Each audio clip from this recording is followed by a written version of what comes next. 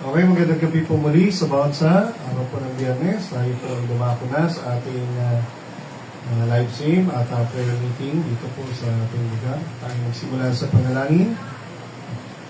Muli, Ama, salamat po sa gabi ito. Salamat sa patuloy na perang na buhay at lakas at pagkakataon na makasamba, makapanalangin, makaawi, at lalo na makapakinig ng salita nyo dito po sa inyong tahanan at ibalik po maging sa live stream, pagpalain ng Facebook na live po namin yun, makapakinig yung mga members, mga kaibigan, mga magulang, at ikaw na po magpalas sa salita nyo at magbukas sa aming mga puso at isipan. Makita namin ang mga aral, mga turo ng Panginoon, mga utos, at lalo ng pangako.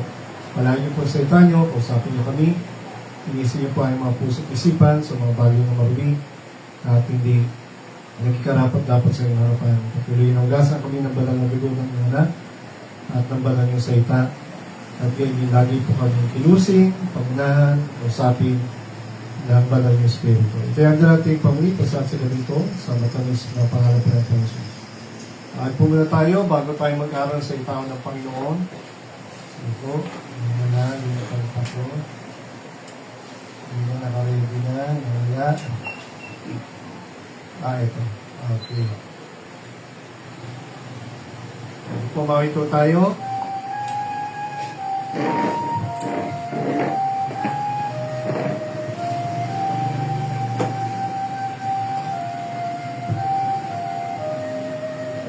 Bigyan po natin, Living for Jesus. The first time, so ready? Sing. Living for Jesus, a life that is true. Striving to please Him in all that I do. Yielding allegiance, let hearts heaven free. This is the pathway of blessing for me. Oh, Jesus, Lord and Savior, I give myself to Thee, for Thou in Thy atonement is give Thyself for me. I know no other Master, my heart shall be Thy throne. My life I give henceforth to live, O Christ, for Thee alone. Living for Jesus, who died in my place, bearing on Calvary my sin and disgrace. Such love constrains me to answer His call. Follow His leading and give my all. Oh, Jesus, Lord and Savior, I give myself to Thee, for Thou in Thy atonement fixed Thyself for me. I owe no other Master, my heart shall be Thy throne.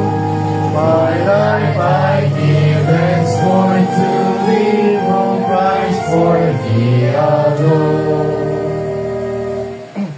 Living for Jesus, wherever I am, doing each duty in His holy name, willing to suffer affliction and loss, giving each trial upon of my cross. Oh, Jesus, Lord and Savior, I give myself to Thee, for Thou in Thy atonement visit Thyself for me. I know no other Master, My heart shall be thy throne. My life I give henceforth to thee, O Christ, for thee alone. We thee, Lord Jesus, through earth's little while, my dearest treasure, the light of his smile, seeking the lost ones, be kind to redeem, bringing the weary to find rest in Him. O Jesus, Lord and Savior, I give myself to Thee, for Thou in Thy atonement didst give Thyself for me. I know no other master, my heart shall be Thy throne. My life I give henceforth to Thee, O Christ, for Thee alone.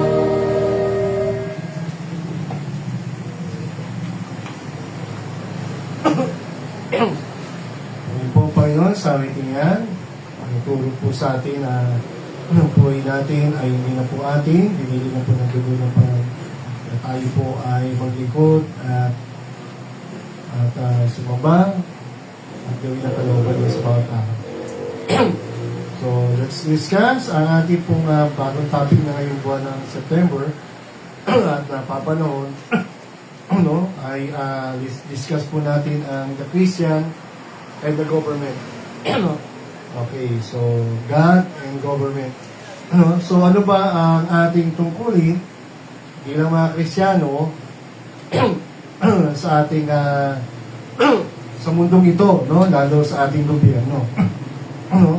So kasi nakita ko natin, no, nagkakagulo po sa Indonesia at sinunod yung kongreso nila doon dahil sa korupsyon. At ngayon po ay laganap din ang korupsyon sa ating bansa. At may mga nagsisimula na rin po ng mga protesta. So dapat bang makilahok ang mga Kristiyano roon, no? Ang mga naglilikod sa Panginoon. So ano po siya sabi ng Biblia? So sumilig muna tayo ng ilang mga pictures, no? Ayan yung mga nangyayari po, no? Ito yung latest. Ay ang nangyaring protesta sa Indonesia, no? So,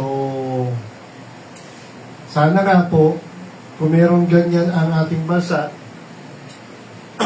no? Ang solusyon daw po, sana, sa lahat ng kriminalidad, hindi lang naman sa korupsyon, sa lahat, lalo na yung mga tinatawag na kasalanan karimari-mari, no? Yung mga kasalanan talagang kamuhi-muhi, no? Ang Bible po ay nagtuturo ng death penalty, no? Panahon ni Noah ay pinatay po ng Diyos ang mga tao sa baha, no? Sabi ng Diyos kay Badkadan, kainin nyo lahat, malaya kayong kainin ang lahat ng prutas, pero may pinagbawal siya na isa. At sa pagsuway nila doon, pag kinain yun, sila'y mamamatay. Pumasok ang kamatayan dahil sa pagsuway ni Badkadan. So, death penalty yun. Di ba? Ang kabayaran ng kasalanan ay physical na kamatayan, and then meron tinatawag na second death o ikalawang kamatayan that is forever suffering in hell according to the Bible. So, merong second death. So, ang Bible po nagtuturo ng death penalty, no? Yung bansa natin walang death penalty. Ang ating constitution. No? At nakita natin, medyo malungkot po, pero pag talagang makapangyarihan yung ating mga kriminal, no, at mapera, hindi agad nakukulong. Pero marami na tayo na balita, nagnakaw ng mangga, nagnakaw ng ano manhole? Yung manhole, ninakaw daw, pinambili ng gatas, nagkaroon ng sunog, ano saan yun, no? Yung mga kuryenteng mga tanso ay pinagkukuha nila, pinenta, no? Pinambili ng bigas. Yung mga ganun ba, no? Sa kahirapan ng tao, no? Nagnanakaw sila, mga mahihirap. Pero marami ng mga kababayan natin ay talagang nagagalit po ngayon dahil sa bilyong-bilyong ninanakaw ng mga flood control project. No? So, wala ko tayong karapatan, kapangyarihan na umatol. Dahil wala po ang constitution nating death penalty. Nakasuspend. Kumbaga, nakahinto, nakatigil yung batas na yan.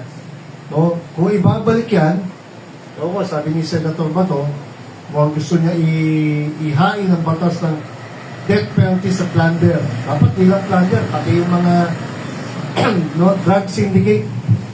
No? Basta lahat ng karimari-maring na kamatayan, ay na kasalanan. No? So, kaya lang, wala nga po tayo dyan. Kaya, ito pong nangyayari ngayon. Sa Indonesia, sinunog nila yung yung parang kongreso, tapos maraming namatay po doon, 3 yata. So, yun ang parang ginagawa nila rin, ialabanan nilang gobyerno. At ang ginagamit daw nilang flag ay yung One Piece. No? Kasi ang One Piece, mga pirata yan eh. Di ba? Ang mga One Piece, pirata yan eh. So, ang simbolo yun ng rebellion. Kaya pwede ba tayong sumama sa mga rally, sa protesta? Kanina, hindi ko na lang hindi ko na lang na-picture, na-download. Ay, kanina po, doon sa Congress natin, nagkakagulo po, may mga pulis, may mga nagsisigawan na naman, mga komunistang ewan, mga MPA, nasigaw na sigaw. Alam nyo, history na sa atin yung mga komunista eh. Subukan nilang gawin sa China yun. Tingnan nyo sa China, di ba? Kundi kulong, bugbog. Nagkakagulo rin sa China ngayon. No? Dahil sa kahirapan, dahil sa gobyerno. Pero wala magawa ang mga tao doon. Bugbog, kulong. No? Yun ang mga nararanasan nila. So dito, malaya kasi sa atin dahil walang death penalty. No? Mabait ang gobyerno natin. No? So, kanina ay pinagbababato. Yung mga pulis, mayroon na silang mga takip. Kawawa naman kasi kung walang takip eh. Imagine mo, binabato, sinasabuyan, binabasos, minumura. Dito ka na makakita ng mga mamamayan na minumura ang Pangulo. Subukan mong gawin sa ibang bansa yan. No? So, subukan mo. Subukan mo yan sa komunista. Sa Arab nation. Subukan mong gawin yan in public. Ha? Sa iba, mamumura nila ang pagulo. No? Minsan may mga na rin sila, yun? Mga video-video. Pagka-record yan, nagbubulungan kayo ng rebellion sa gobyerno. Bubog. Sabi ko kasi sa North Korea, nanood lang sila ng Squid Game, Isipin nyo na, Squid Game, nanood lang sila. Anong ginawa doon sa mga nanood? Kinulong, pinugbog. Yung pamilya ng kamag-anak ng mga nanood ng Squid Game ay kinulong din o pinahira para pinagtatrabaho sa bukid. No? At yung yun namang nag-save ng Squid Game sa flash drive.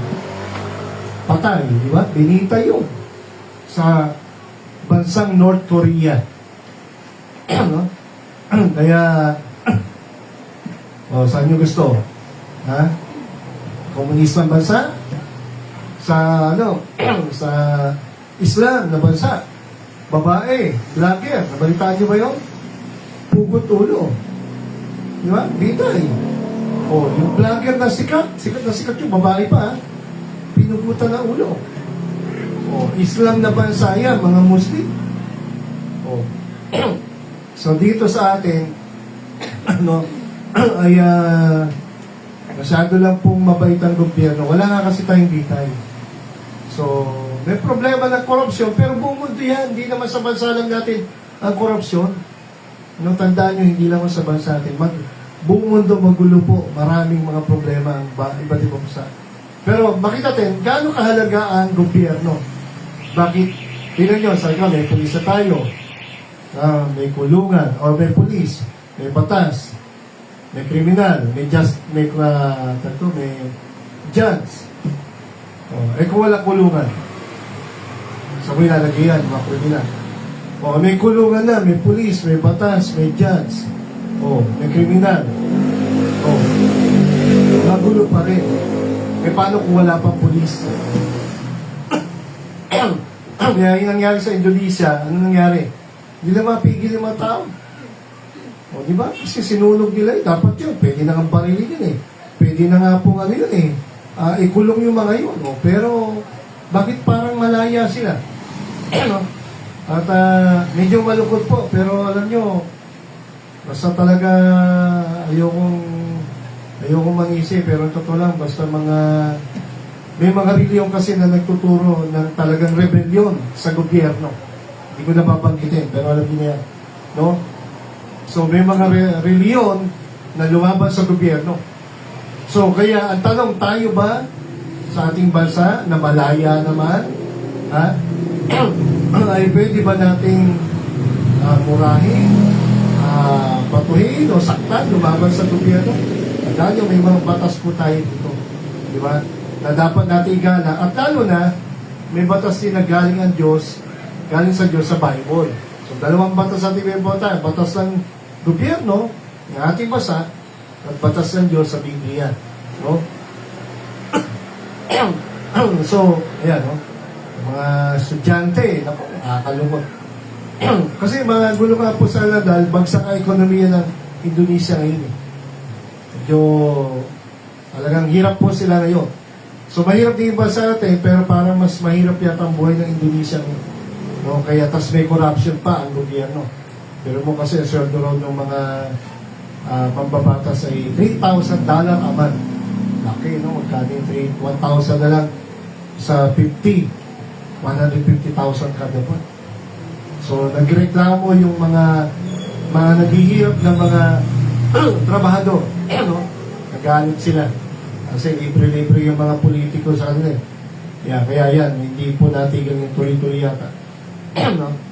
So, pero ang tawag dito talaga sa Bible ay mabrul. Ito ay rebellion. Ito ay kawalang paggalang. Ito ay pagbabastos, paglaban. Pastor, kasi korap ang gobyerno, dapat lang naman yan. Tandaan nyo, pag hinuli po kayo ng mga pulis, yung mga nagrarally niya, pag hinuli po, nanakit ka, nakasakit ka, nabugbog ka ng pulis, wala ka na magagawa, lalo na po ikay mapatay. Bakit? Kasi sumama ka dyan Pwede naman sumigaw, pwede naman magsalita, pero hindi ka pwedeng manira. Hindi ka pwedeng manakit. So may batas yan. At itong klase ng mga gantong tinatawag nating mga protesta, hindi na po ito maganda. Ito ay rebellion na po ito. Kahit na ang gobyerno natin ay merong problema, sabi ko nga, buong mundo, ang gobyerno imperfect. Kahit sa kapumuntang bansa, no? Kahit sa kapumunta. Bakit? The heart of the problem is the problem of the heart. The heart is deceitful and desperately wicked. Jeremiah 17:9. Ang puso ng tao ay lubhang, mandaraya at masama.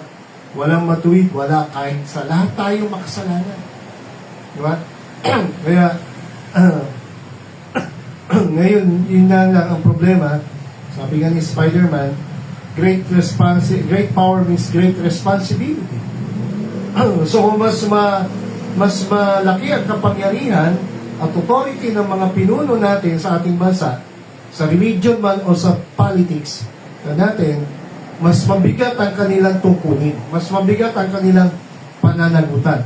Sa mundo, kung naabuso ng kapangyarihan nila, meron panahon ng paghatol ng Diyos. Diba? Nasaan na ba yung mga makapangyarihan leader, mga wicked, evil rulers in the history?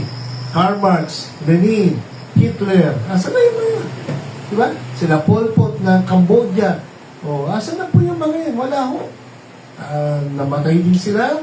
At ang tanong, nasa ng kaluluwa ng mga yan? Diba? So, bakit natin po, no? Sigaw-sigaw. Dami yung ngayon, no? yung katulad yun, kahit nasabi natin, tanda natin, yung mga diskaya, kahit na matibay ng ebidensya, hanggat hindi ho nahatulan ng hukuman, no, hindi pa ho sila guilty. Hindi pa ho sila kriminal. Ang tawag doon, due process. Meron tayo tinatawag ni justice system. Alam niyo po ba, ang Bible, tingnan natin, ang Mabrul, sa Old Testament, tingnan niyo, example lang. Ano? Di ba nagkaroon ng eleksyon? Nung pinili ng Israel na magkaroon na sila ng first king, ano nangyari doon? Di ba nagkaroon ng eleksyon? Di ba? Sabi ng Panginoon, di ba? Sabi ng, bigyan mo kami ng hari. Sabi nila kay Samuel, nagreklamo siya kay Prophet Samuel.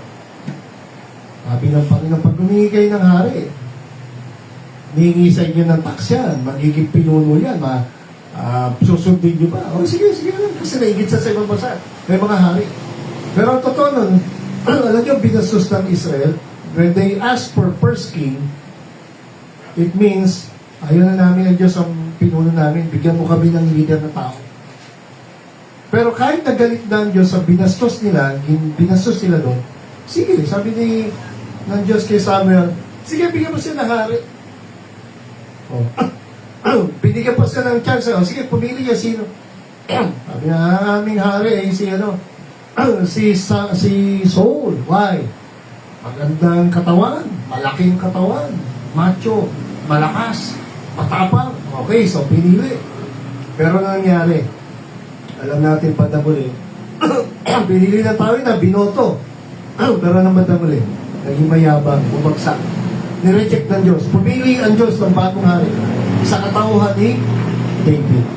Kaya sa mga sumunod na mga hari, first king was chosen by men, elected by men. But the next king, David, pinayagan na ng Diyos, sige, makita natin, si David po ay pinili ng Diyos. And after David, sabi niya, promise niya, lahat ng anak ni David magiging hari. Pero bagamat marami anak si David, sino sumunod na hari?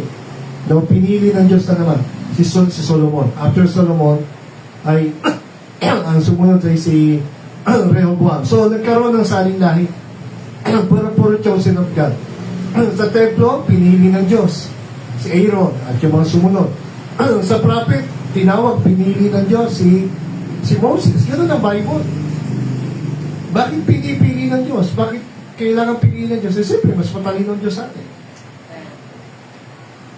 Kahit na ang tao po ay nagkakasala, maganda ang plano ng Diyos sa bansang Israel, lalo na sa pinili niyang bansa, at doon sa leader na inassign niya.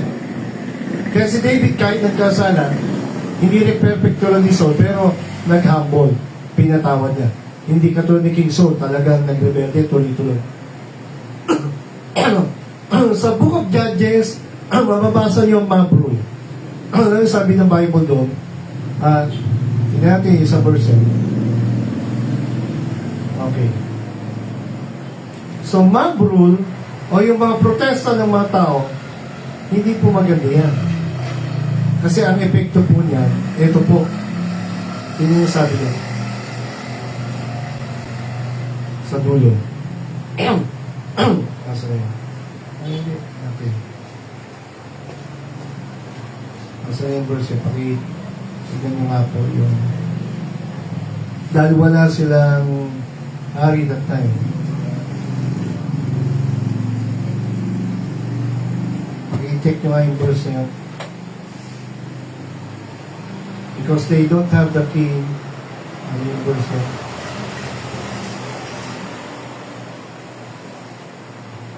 Judges chapter 1. Yung pumili sila ayon sa gusto nila.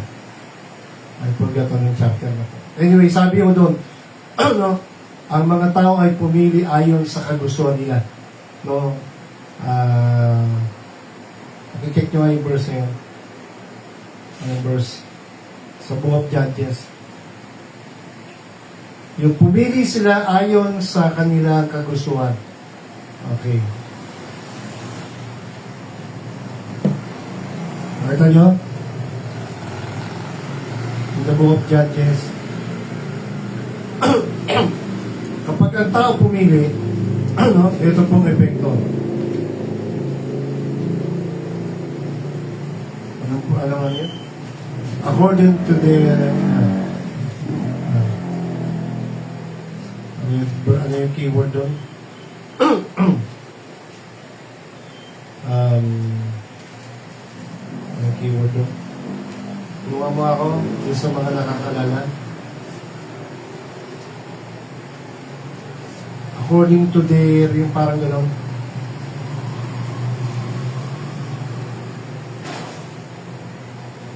Okay. Hindi ko na, bigla na lang pumasok sa isip. Anyway. Patulad for example sa ano, di ba? Ito kasi, ano lang yung keyword doon, yung sa last chapter na lang. Ha? Ano po? Okay, anong verse nga? 21-25 yata ito. Ayun. Ito yung sinasabi ko. Sabi dito, sa panahon na yon, kasi sa panahon ni Samuel pa lang nagkaroon ng king. After Joshua, Moses, pinili ng Diyos, Joshua, pinili ng Diyos, and then namatay si Joshua, book Judges, wala silang bagong leader, na pagkatapos si Joshua namatay, so nagkaroon sila ng hatian ng tribo. So sabi ng chapter 21-25, nung panahon na yun, walang hari sa Israel. Ano ginawa ng mga Hudyo? Ang bawat tao, ginawa nila yung tama ayon sa paningin nila. So, pwede po ba yan sa mata ng Diyos? Pwede po, akala ng tao, tama ang ginagawa niya. Tama na yun sa paningin niya, pero hindi tama sa mata ng Diyos. So, that time, diba? Kaya, ang Book of Judges, ang gulo-gulo ng bansa na that time. Diba? Wala siyang leader, nagkasala ang Israel, sumamba sa rebulto, tapos papaluin ng Diyos sa ibang bansa, tapos sila iiyak, magpe-pray, papadala ang Diyos kay Gideon, kay Jephthah, kay Barak, nagpapadala ang Diyos sa mga tagabagtas. So pag natalo siya sa kalaban, natalo yung kalaban, tinulungan ng Diyos, di masaya na naman sa victory, tapos sabay ka naman sa kasalanan, sin, tapos rebellion na naman, tapos pe-pray siya, hindi ng tulong, iyak sa Diyos, tapos ang Diyos papadala ng tagapagtas, no? At seeing, supplication, savior, success. Yan yung mga ano yan eh. Kung gusto nyo siya. Kasala Israel, papadala ng kalaban, no? Ng mga kalaban muna, ano yun? Mga sapiling, yun. Seeing, sapiling, may mga papadala ng Diyos sa mga palo, kalaban. Tapos iyak sila, supplication. Pagkatapos sila mag-pray, ano mangyari? Papadala ang Diyos ng Savior, tagapagligtas sila Jephthah, sila Gideon, sila Samson. Tapos after that, success, tuwan-tuwa sila, masaya sila. Pero pagkatapos, balik naman sila. So, gano'n pa, ikot-ikot sila. Kaya sabi nga ng Proverbs 14, tingnan niyo sabi dito.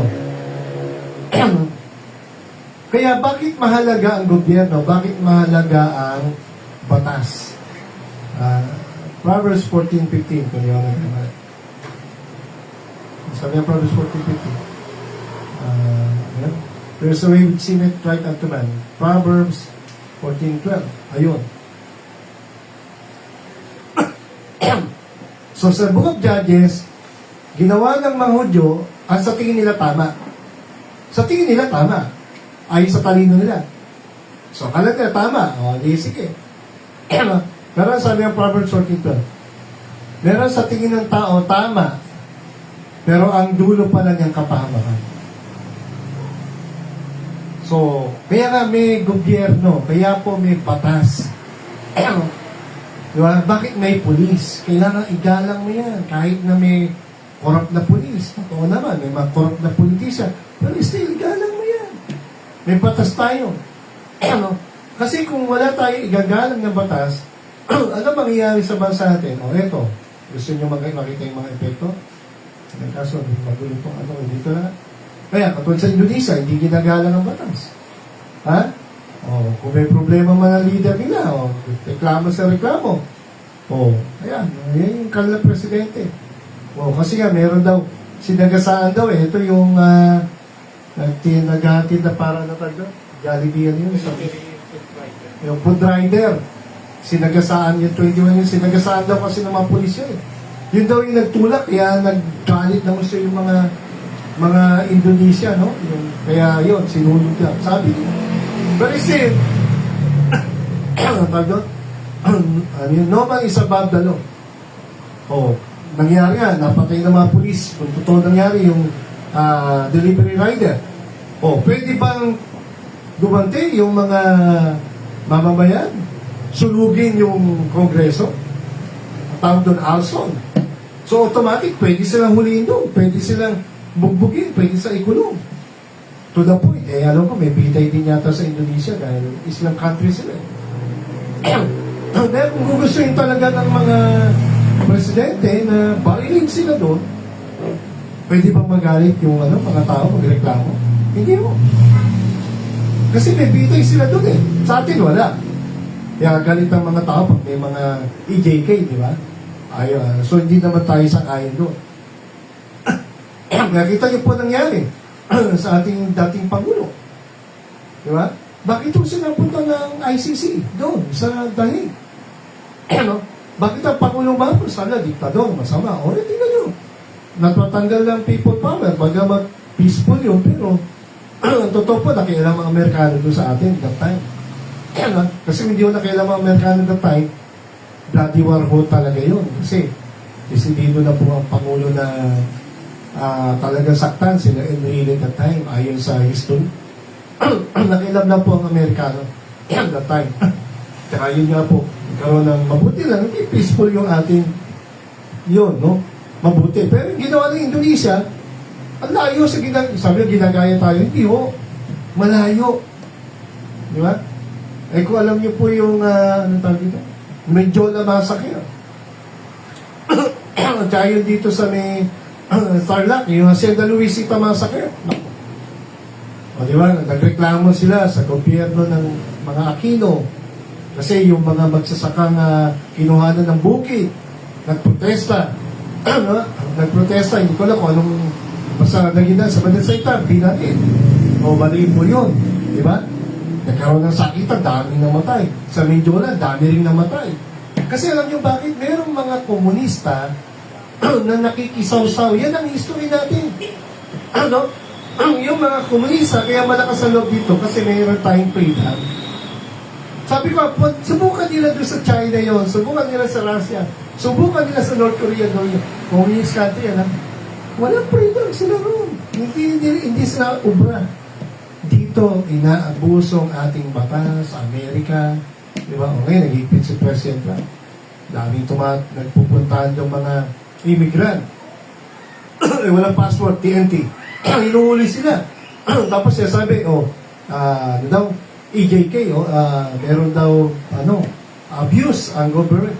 Yung mga inuhuli nila, siguro meron yan, basta 100, may 10. Pero sa 100, may 90 doon na inuhuli, mga drug pusher, walang mga walang mga passport. Kaya nga lumusob ang basang Amerika, nagpadala sila ng barkong pandigma sa Venezuela ngayon. So ano ba ang Venezuela? Mahirap na bansa. Pero ayon sa kwento, yan yung mga bansa na Latin America, tama ba? Yan po, yan magkakatabi, Colombia, Mexico, puro mga drug. Pero yan po ay grabe po ang mga ang negosyo nila sa drugs. Yeah, Panama, nilusob na po yan dati. Grabe po dyan ang drug syndicate. Kaya dito sa atin, hindi po tayo pumapayag na ang drugs ay maging negosyo. Kawawa po. Kita sa Amerika. Di ba? Yung mga tao doon, parang yung mga zombie na. Yung fentanyl, nabibili na lang kung saan-saan dyan sa mga meron pang galing China. Yung galing China ng fentanyl, peke.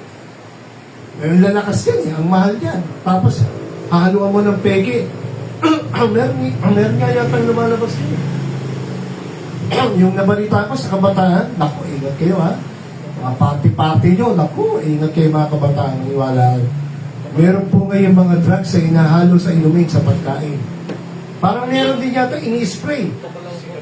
Ha? Meron yung tuklaw, ano ba yung sigarilyo? Sa Yossi po, inilalagay po sa Oh, nilalagay, di ba? magkikisay na. Oo, yung parang, buti nga kung magkikisay lang at babalik pa sa, sabihin, ano lang, babalik, sabihin, hindi pa buhay pa. Eh, paano kung yung iba talaga hindi kinakayang mamatay? Kasi ang atake ng puso, isip eh. Ingat po tayo. Ano? Ito ay negosyo ng mga, siguro ang tamang salita, demonyo na utak ng mga yun. Demonyo na po taga utak ng, kasi kumikita sila sa masamang paraan. At laganap na po ang drug business. At ang drug cartel. Kaya nga po galit si Trump sa Venezuela. Kasi nga po, ang daming pumupunta sa kanilang mga Venezuelan, tapos nag-aasik ng gulo, nagbebenta ng drugs, nanguhulda, pumapatay ng rere. Ang dami mga kriminal. Pero wala silang passport. Sa atin, di ba? Anong nangyari? Ayan, Pogo. Di ba? Puro Chinese. Pinapasok. Alam nyo na bakit? Kung bakit pumasok. Pinapasok ng dating administrasyon. Di ba? So, kaya makita ko natin dyan ay ito po, malungkot po yan. No? Pag-pray po natin atin. Yan po ba nangyaring gulo sa Indonesia. Indonesia to. Punta tayo ngayon, hindi lang sa Indonesia. Meron pa ako rito ngayon. Sige. Wala natin doon sa simula. Yan. Okay, so silipin natin, mabilis lang. Alam nyo ba sa Angola, no? Ito latest to, 7/29/2025. So, July. Ano? Pero hindi ko na, parang March nangyari. This year lang. Alam nyo ba sa Angola, nagkaroon din ng protest. Hindi na makontrol ng gobyerno. Hindi na makontrol ng mga polis. May gobyerno siya, pero hindi na makontrol. Bakit? Yung pong mga nagkaroon siya problema sa langis, no? Sobrang taas daw ang langis. Ang Angola pala, mayaman sila sa langis. Kaya lang siguro in-export. Pero yung mga mamamayan nila, nagagalit kasi sobrang mahal ng langis nila, ng mga gasolina. So, so dahil dito, alam niyo naman, party Africa, maraming mahihirap yan.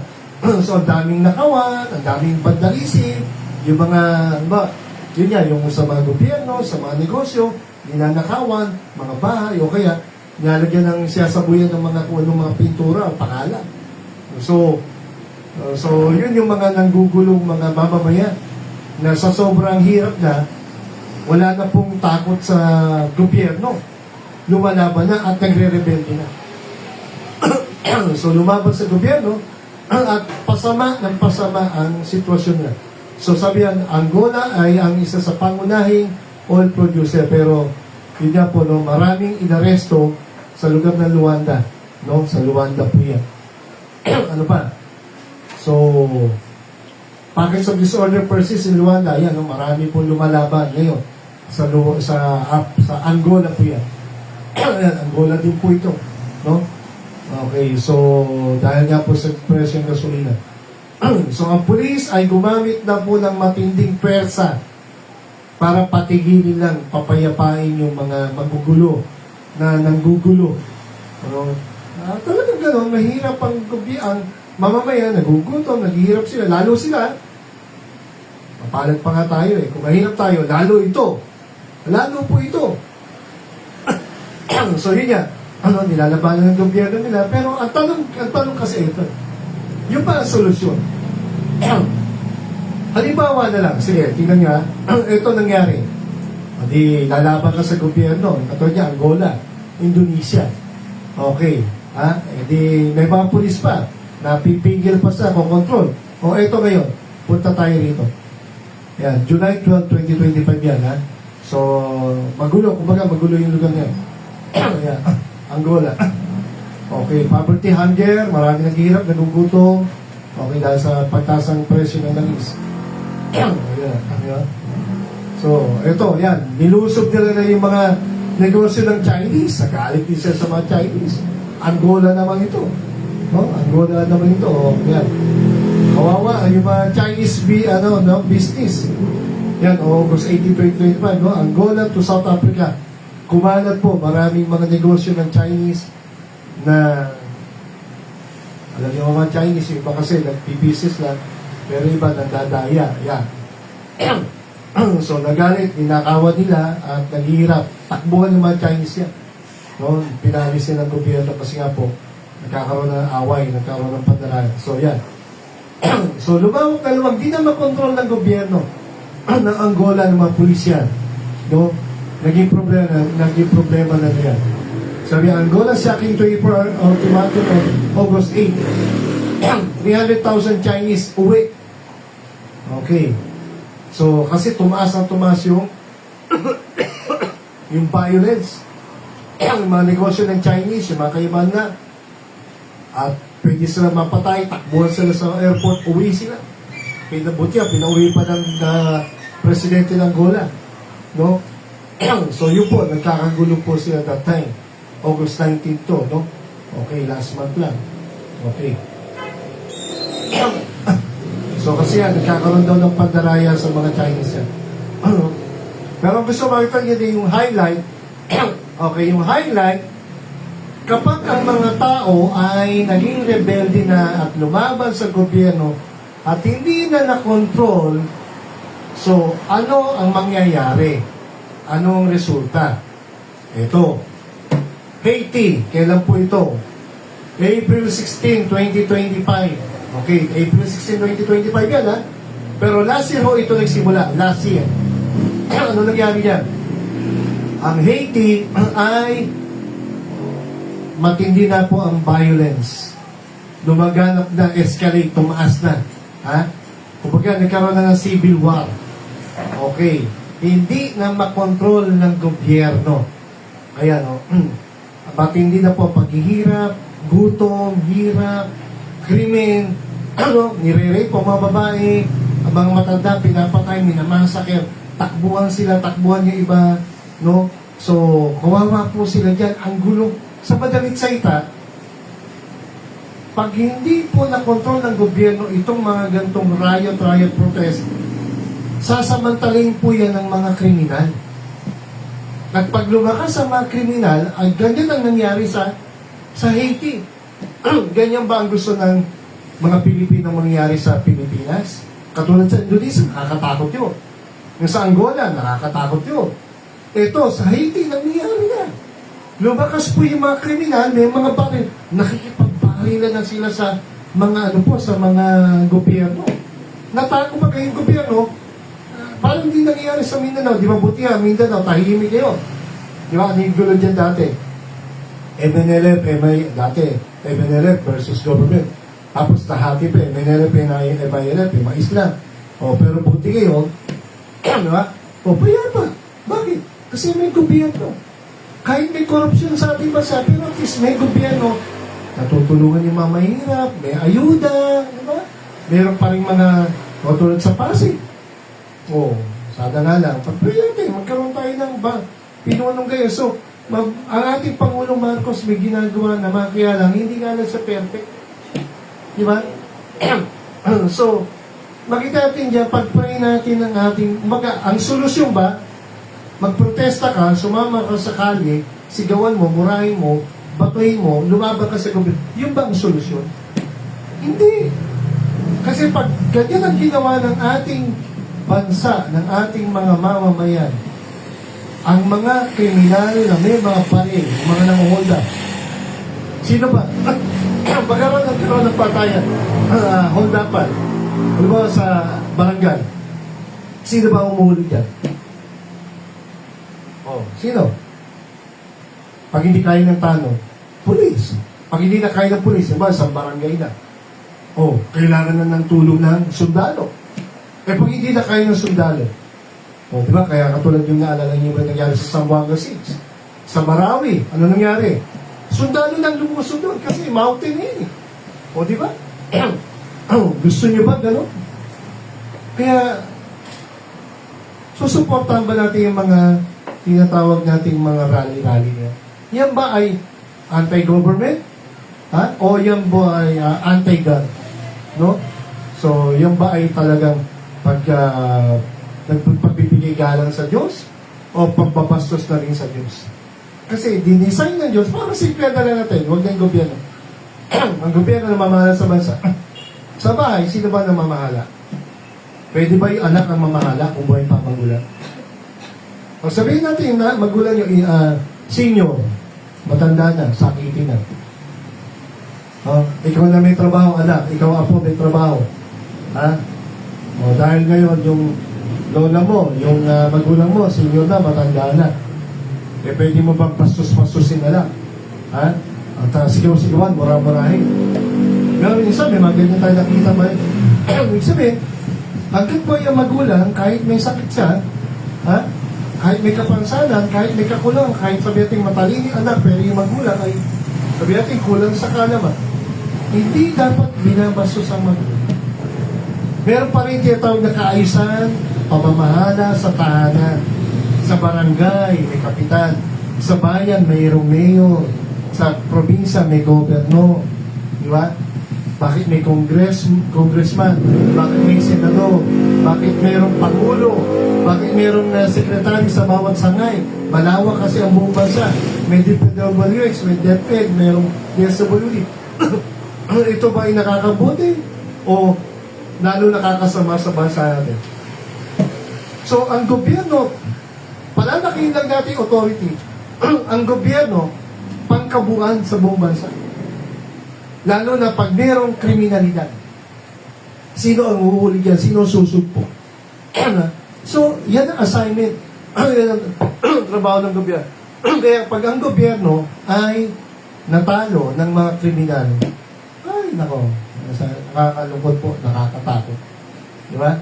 Ganyan po nangyari. Kaya sabi dito, ayan, 1,600 people killed and another 580 injured from January to March.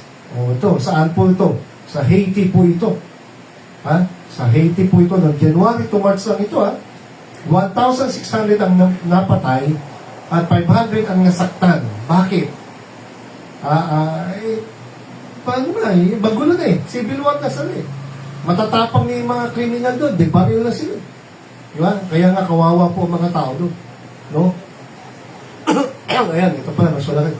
1,600 people killed, 580 injured. January to March yan. Tapos sabi pa rito, more than 100 suspected gang members, kinontrol nila yung mga Catholic school, yung mga churches. Kumbaga, wala ka ngayong freedom of religion dyan. Haiti. Bakit? Lumakas yung mga kriminal eh. Sabi dito, hundreds of people armed with sticks. Yung mga tao may stick, may machete. Itak. Ha? Accompanied by members of an armed environmental brigade. Successfully ousted more than one. Napatigil pala. Ito pala yung mga taong lumaban pala dito. Pero yun nga, napakarami po. No? Talagang, kumbaga hindi na kaya ng control, hindi na kaya ng pulis. Kaya may mga taong tumutulong. Buti matatapang yung mamaya. Ano pa naman ng mga gulok sa baril. Meron di pa rin yung mga kriminal doon. Di ba? So, kailangan sundalo, pulis. Kaya ngayon, kung hindi na kaya ng pulis sundalo. So, yan. Anyway, natin basahin matatagal pa. Sa Haiti, hindi lang yun, violence displays a record of 1.3 million. Ano epekto ng kaguluhan po sa Haiti? Nahirapan ng gobyerno, hindi na makontrol yung kriminalidad. Marami pong mga tao takbuhan for sila ay kumbaga yun, di ba pag nagkakagera? Para sa Marawi, takbuhan yung mga mamaya, yung bahay nila, kaya mga takbuhan, takas. Kawawa sila. Hindi makapag-trabaho ng maayos, hindi makapag-aral ng maayos, at higit sa lahat, gutom yan, hirap, at panganin. 1.3 million na mga taga-Haiti ang walang katiyakan ng buhay. Yan, gutom. No? Bakit? Kasi nga po, makita natin dahil po sa kaguluhan po sa bansa nila. No? Okay. Ayan. So, baga, wala siya matira. Di isang kasi siksik. Diba? Eh, buti kung mahirap na bansa din yan. Eh, kita niyo yung bansa natin, gobyerno natin. Mga mahirap, binibigyan ng lupa, ng bahay. Diba? Natulong kahit konti ng pangayuda, may 4 piece. Oh, sa ibang bansa, walang ganyan. Diba? Oh, eh, kung kahit pa paano, meron tayo. Mahirap man tayo, may korupsyon man, pero makita natin, meron pa rin tayong gobyerno na nangangalaga at kumbaga gumagawa pa rin at kahit pa paano ginagabayan pa rin tayo ng Diyos yung bansa atin. And Haiti survival is at stake. No? Sabi niya, warning of worsening crisis. Sabi po ng United Nations ng March 11 po, 2025. Pero, so yun nga po. Sabi niya, suffering, lahat na ng bahagi ng bagalipunan na apektuhan na. Gang violence killed more than 5,600 people noong 2024. Sino po yan? Yung mga gangster, mga may baril na lumaban po sa gobyerno. Violent gangs control most of the Caribbean countries' capital. O isipin nyo capital yan. Kumbaga sa atin, Manila. Na-control na po ng mga gangster. O ganyan ba ang gusto natin? Sige, sabi na. Korap ang gobyerno galit ka. O sige, murahin mo.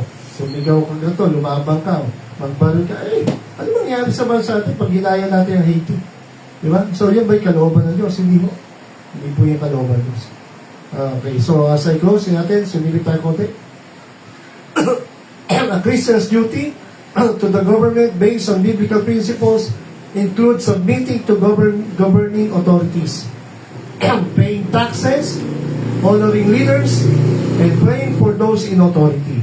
So yan ang ating mga ilang tungkulin, magpasakop ka sa gobyerno, magbayad ka ng tax, igalang mo mga leader, pag may boton, bumoto ka, ipanalangin higit sa ating mga pinuno. Yan ang tinuturo ng Biblia. So hindi tayo tinuturo ng rebelyon. Itong mga tungkulin nito ay nagugat at nagpapaunawa na ang gobyerno, ang mga pamamahala ng gobyerno ay itinatag ng Diyos. Bakit? Bakit itinatag ng Diyos? Bakit may government sa kabuuan? To promote good and punish evil. Di ba ang gobyerno natin kahit pa paano, pag may maganda kang ginagawa, mayroong promotion. Yung mga lumalaban sa atin ng mga athlete, di ba, binibigyan sila ng reward. Sino to? Pinanalo sa Olympic Games, sino? Heidi, di ba? Nanalo siya doon, nag-uwi ng karangalan. So, siyempre, bansa natin yung na-promote. No? Nagbigay siya ng karangalan. Ano nangyari pag-uwi niya rito? Ang dami niyang bonus. Baga, binigyan na siya ng karangalan, binati na siya ng ating Pangulo, di ba? Ano ba? Binigyan siya ng reward, money, may pabahay, ang dami. So, tulong-tulong kasama ang gobyerno. Bakit? Kasi ito yung mga mamamayan na nagbibigay ng magandang gawain para sa ating bansa. Di ba? Meron tayong napalitan minsan sa ibang bansa. No, gumagawa ng mabuti, mga OFWs. So, hindi lang tayo ang nare-recognize yung bansa natin. Napupuri ang bansa natin, napupuri yung mamamayan natin sa ibang bansa na gumagawa ng maganda. At the same time, sila ay binibigyan din ng reward doon. Di ba? It's something, yung mga sa mga taxi. Di ba? Yung mga nagsosole, yung mga honesty. Di ba? Yung mga perang bisan, walang reward. Okay lang yun. Pero minsan may reward. Di ba? Pero, pag ang ginawa mo ay evil, siyempre, meron pa rin punishment. May punishment. Di ba? Ika nga, mabuti ang ginawa mo, okay lang kung walang reward. Pero nakita ng Diyos, tama yung ginawa mo. Pero pag ang ginawa mo ay masama, nakita ng Diyos yan, hindi man yan nahuli ka ng pulis, hindi ka man nakaligtas ba, may direct ka pinatay. Akala mo, nakalusot ka. Wala kang nakakita sa'yo. Naitago mo yung krimen na yun. Pero sa mata ng Diyos, hindi mo yung maitatag. May panahon na talagang lilitaw at lilitaw, kung hindi ka maparusahan sa lupa, meron ka parusahan sa kabilang buhay. So, mahalaga ang gobyerno na tiyatag ng Diyos. However, sabi nito, ang pagpapasahog daw natin sa gobyerno, hindi absolute. Bakit? Bakit hindi absolute? Sabi kasi dito sa Bible, naturo sa atin, kapag ang gobyerno ay nag-utos sa atin laban sa utos ng Diyos. Ibig sabihin, ang utos ng gobyerno natin at ang utos ng Diyos sa Bible, pag nagkontrahan, ano ang masusunod? Loyalty to man stops when loyalty to God starts. Ibig sabihin, pag ang batas ng Diyos ay kinokontra, ang batas ng tao, kinokontra ang batas ng Diyos, sino ang dapat natin susundin? Yung batas ng Diyos. Kaya anong nangyari sa Bupax? Ano sabi doon? Huwag kayong magtutulong Bible. Binubog sila, kinulong. Tapos pinalaya sila Pedro. Pero sabi, tigilan yung katulong Bible, kundi papatay kayo, ikukulong kayo. Pero nangyari? Sabi ni Pedro, we ought to obey God rather than men. So, tumigil pa sila mag-preach sa mga hindi. Nag-preach pa rin sila hanggang sa nabugbog sila, nakakulong sila. Pero yung ginawa nila, masama ba? Hindi. Pero, galit ba ang gobyerno? Pinasikip siya? Yes. Na dati, isa pang klase ng mob rule sa Bible, bagong tipan. Buti naalala ko, as I close. Huwag natin kalimutan, ang Panginoong Jesus ay pinitay din sa krus. Yes, plano ng Ama, sumunod ang Panginoon, pero tanda natin, bakit ang Panginoon pinako sa krus? Sabi ni Pilato, wala namang kasalanan yun Papalo ko na lang si Barabas. Ay, sino yun? Sino yung pinapalo? Papagupit ko na siya kayo. Ano sa'yo? Ay, sabi, papagupit ko na lang yan. Kasi gusto niya, palayain yan. Baka, pag nabugbog siya pang Yesus, palayain na. Hindi, nabugbog na pa yan, wala namang kasama. Ba't niya pinabugbog, pinagupit? Akala niya, matutuwa naman yung tao. Papa ko lang, hindi. Sabi niya, hindi, crucify. Sabi niya, wala naman kasi ito. Sabi niya, Pilato. Siya ang judge. Nagkagat yung mga religious sila, diba? Sabi niya, sige, gusto niyo palayain si Kristo. Palabas niya si Barabas, yung nakakulong, yung kriminal. O mamili kayo, sino ay papako? Si Kristo? O yung kriminal na si Barabas? Ang sabi ng mga tao, sabi ng mga religious, sabi niyo, si Kristo ang ipako, si Barabas pala. So, mapurul yun, di ba? Sino nasunod? Crucify Jesus. Si Barabas palayain. Pero alam ni Pilato, walang kasalanan si Kristo. Sino nasunod? Majority. Majority wins, pero hindi lahat na majority tama. At yun ang kamatayan na danasan ni Kristo sa kamay ng evil na tao, na kahit evil na tao, mahal pa rin niya at gusto niya maligtas. Sabi yung bahay sa malaki niya, bago siya makit sa langit, lagi niya sasabi, ako'y papatayin, sasaktan, gano'n din kayo. Kaya sabi ng Panginoon, nangyari sa Buwapas, sila yung pinagpapatay, binugbog, hanap na nila, rebya sila. Christians are to obey God rather than man. Pag dumating sa tayo, patigilan na tayo ng worship, bawal na mag-share ng Bible, magbigay ng babasin. Eh ngayon nga, hindi naman bawal dapat nang bibigay kayo. Hindi nga bawal mag-share ng Bible, mag-post. Sa China, bawal. Communist country, bawal, mahigpit. Islam country, bawal, ang Bible. Tayo, malaya. Amerika, malaya. Sa ibang bansa, medyo may ano na rin. Binubuli na, mga street preacher doon, binabastos. Nyuduraan, dito. Pwede ka pa magturo sa police. Pwede ka magturo sa school. Di ba? Kaya, hindi ko na magawa lahat Kaya tulong-tulong tayo rito. Hello? Kasi ang pasalamat tayo, malaya ang bansa natin. Samantalahin natin.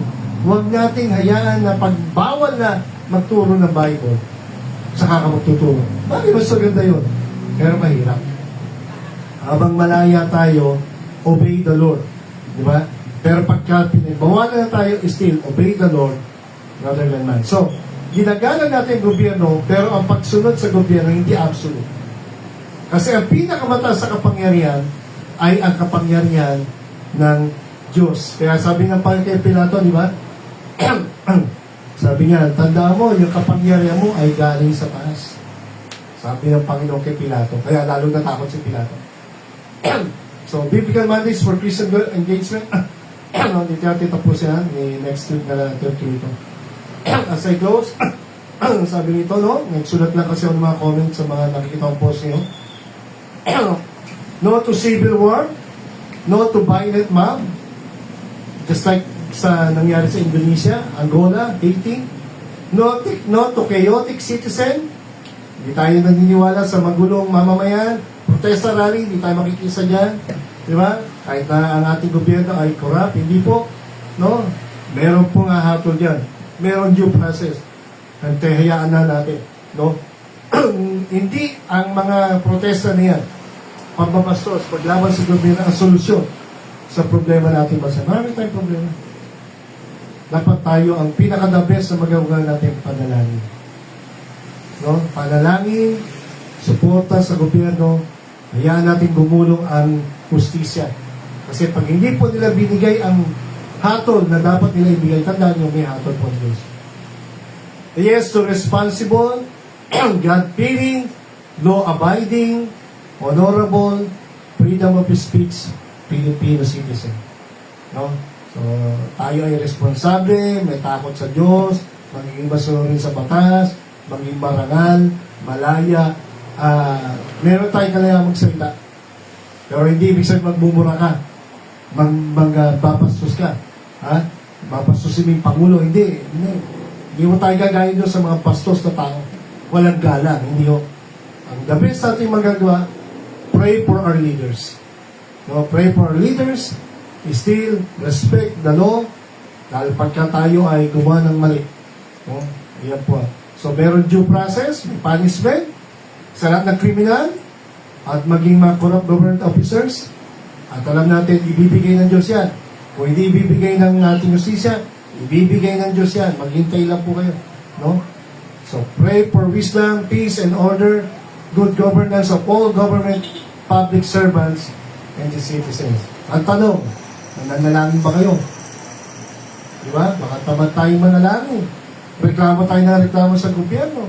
Diba? Korupsyon, nagagalit tayo sa mga kahirapan. Pero ang tanong, pinagpipray niyo ba ang gobyerno natin? Ha? So, hayaan na natin yung mga magugulo. Yung mga taong magugulo. Maggulo sila. Pero papray natin, liwanagan ang isip niya kasi nakakatakot po pag tayo naging katulad ng Haiti, yung katulad sa Indonesia. No, pag hindi na nakontrol ng gobyerno ang mga kriminalidad, nakakatakot po. So, kahit pa paano, malaya pa rin, mapayapa tayo. Ang mga estudyante, nakakapasok, nakakauwi. Bagamat meron talagang kriminalidad, may mga narili, pero ibig sabihin, hindi pa malala. Di ba? Bagamat may mga drug syndicate pa, pero hindi malala. Sa ibang bansa, malala. So, ibig sabihin, meron pa tayong gobyerno. Ibig sabihin, may protection pa ng Diyos. Sabi ng 1 Timothy 2:1-6, exhort therefore the first of all, supplication, prayers, intercession, and giving of thanks, gawin sa lahat ng tao, ipanalangin sila, ang mga hari o mga pinuno. Bakit? Ang mga namumuno para gabayan tayo na magkaroon ng maayos, mapayapa pamumuhay. Yan. Maging matapat sila, mabawasan ng korupsyon. Matakot sila sa Diyos. Pag-pray natin silang maligtas. Pag-pray natin silang maging mabuting pinuno tulad ni Mayor Bico. Ng ating Pangulo, nag-expose na niya yung kasamaan, di ba? Ng mga kasama niya. Ito ay mabuting katanggap-tanggap sa mata ng Diyos na ating tapagtas. Ano ba nais ng Diyos? Bakit dapat natin sa pag-pray? Ang nais ng Panginoon maligtas sa lahat ng tao. Malaman ang kaalaman ng katotohanan ni Kristo. Merong isang Diyos at tapagtas sa pagitan ng tao at yan ay walang iba si Kristo Jesus. Binigay niya ang buhay niya para sa ating kaligtasan at kasalanan. So, anong pinakadapis natin magagawa ngayon? Protest? No. Prayer? Yes. Let's pray. Lord, salamat sa gabi ito, sa salita niyo. Tulungan niyo po ang aming bansa. Sa mga nangyayari po, salamat po dahil nakikita niyo lahat. Salamat nga po ang aming Pangulo ay matapang na magsalita. At in-expose na po niya ang mga katiwalian. Hindi lamang ito nangyari sa time po niya. Nangyari na ito sa nakaraang administrasyon. Nangyayari na ito noon pa. Talaga po ang korupsyon ay hindi lang sa time po ng Pangulong Marcos. Nangyari na ito sa mga dating administrasyon. At alam po namin ito'y lumala ng lumala. Ika nga nawala na ng takot ang mga tao. Nawala na ng respeto sa batas, sa Diyos, at sa kapwa. Pero salamat ngayon, gumugulong, alam po namin gumugulong justisya, at alam po namin mapaparusahan dapat ng parusahan, makukulong mga dapat makulong, at huwag niyo pong hayaan ang aming mga government officers ay paglaruan at pusuin ng kapangyarihan. Bigyan niyo kami ng matitirong leader, Panginoon, upang ang bansa naman namin imulat at ang mga mamayan ay matulungan, ang mga mahirap ay umayos ang buhay, mabawasan ang kriminalidad, at tulungan niyo po kami, sama-sama kami magtulong-tulong ang mga bawat isa, mga churches na ipag-pray ang aming bansa. At huwag kami maging magulong bansa tulad ng Haiti, ng Angola, ng Indonesia. Huwag yung payagan ito na may mga taong nanggugulo, nagpaprotesta. Panginoon, na impatient na sila. Tama lang magalit kami sa mga maling ginagawa ng gobyerno, Panginoon, kung may mali. Pero hindi rin tama kami ay manggulo o kami mag-rally o sila ay saktan namin o patuloy namin o hindi po tama na kami ay umawak ng baril. Ito nagyagawa ng mga NPA na lumalaban sa gobyerno. Hindi po ito tama. Panginoon, tulungan niyo kami. Patuloy, alam namin, andiyan ka. Ikaw pa rin magbibigay ng tamang hatol, ng tamang justisya sa tamang panahon. Alam po namin, walang taong masama na forever mag-enjoy sa kasalanan. Kaya ka namatay sa krus sapagkat alam po namin, mabagsik ang galit niyo sa kasalanan. Kung hindi ka namatay sa krus, Panginoon, lahat po kami ay sa impyerno. Wala po pwedeng maligtas, wala pwedeng pumasok sa langit. Sapagkat ang tunay na kasalanan ay may kaparusahan, may kamatayan, mayroong parus sa impyerno. Pero ngayon ay binibigyan niyo ng chance ang tao magsisi, magpakumbaba, lumapit sa inyo, magtiwala, at tanggapin ang pagmamahal mo, kaligtasan binigay mo sa krus. Para sa lahat ng tao, lalo na sa mga taong nagpakumbaba at lumapit sa inyo. Tulungan niyo po ang aming gobyerno, tulungan niyo po ang aming mamamayan, maghunos dili, at matuto pa rin ng respeto. Maraming nagugutom, nahihirapan, Panginoon, pero alam namin na mas mahirap ang kalagayan ng ibang bansa. Mas malala, mas nakakatakot. Kapag ang gobyerno ay hindi na po makontrol ang kriminalidad at magkakaroon ng sibiwang sa aming bansa. Alam namin hindi ito papayagan, Panginoon. Katulad ng mga giyera na gaganap niyo sa ibang bansa. Kapagan niyo po ang Ukraine, Russia, ang gulo po sa Middle East, Panginoon, between Israel and Arab nation. Tulungan niyo po ang napipintong giyera sa Venezuela because of the problem of drug syndicate at maging dito sa Yemen, Panginoon. Marami po naapektuhan dito po sa pati ng Indonesia at maging dito sa Haiti, Panginoon, at Angola man, Panginoon, makahirapan tayo ito. At dito po sa napipintong paghanda dito sa West Philippines. Ikaw na po mag-control. Thou art the God of sovereign God, thou art the one who controls everything. Thou art in command. Yes, ang yung headquarters. Alam niyo po ang past, present, future. At kung pwede nga lang, Lord, bumalik ka na upang matapos at makontrol ang kasamaan ng mga tao to at maghari ka na sa mundong ito at ikaw na po ang masunod. Nagpalagi po bansa, palagi po ang bansa, tulungan niyo ang gobyerno, tulungan niyo ang misyari sa bansa sa buong mundo, umahayo. Pagpalagi po, mag-iaaming evangelistic Sunday sa last Sunday, ay tulungan niyo po na maging maayos ito at magligtas kang kalma. Ito yung handa natin pamuli. Salamat sa gabi ito, sa matamis na paalam ng Christmas.